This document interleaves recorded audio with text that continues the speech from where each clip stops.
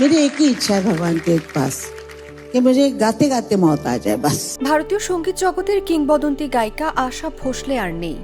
তার মৃত্যুতে শোকের ছায়া নেমে এসেছে পুরো সঙ্গীত ও চলচ্চিত্র অঙ্গনে। পরিবার সূত্রে জানা গেছে, আগামীকাল সকালে তার মরদেহ রাখা হবে মুম্বাইয়ের বাসভবনে। সেখানে অনুরাগীরা শেষবারের মতো প্রিয় শিল্পীকে শ্রদ্ধা জানাবেন। এরপর বিকেল 4টায় শিবাজি পার্কে সম্পন্ন হবে তার শেষকৃত্য। রবিবার হঠাৎ হৃদরোগে আক্রান্ত হয়ে তিনি মুম্বাইয়ের ব্রিজ ক্যান্ডি হাসপাতালে শেষ নিঃশ্বাস ত্যাগ করেন। মৃত্যুকালে তার বয়স হয়েছিল 92 বছর। হাসপাতাল ও পরিবারের পক্ষ থেকে জানানো হয়েছে, শেষ মুহূর্তে তাকে বাঁচানোর সব চেষ্টা করা হলেও তা ব্যর্থ হয়। সঙ্গীত জগতে তিনি ছিলেন এক অনন্য নাম।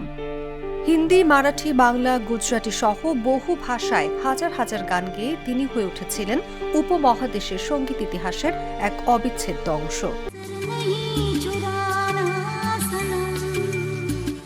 তার দীর্ঘ ক্যারিয়ারে তিনি পেয়েছেন দেশের সর্বোচ্চ সম্মান ও দাদা সাহেব ফালকে পুরস্কার এবং পদ্মবিভূষণ সহ একাধিক জাতীয় ও ফিল্মফেয়ার পুরস্কার।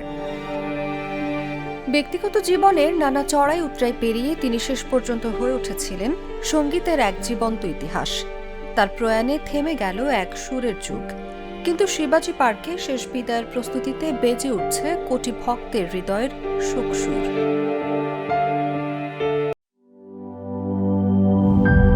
গ্লিটারের টুইন লেমন ও অ্যান্টিব্যাকটেরিয়াল ফর্মুলা বাসনকে চকচকে জীবাণুমুক্ত করে আমাদের দেয় গ্লিটার গ্যারান্টি।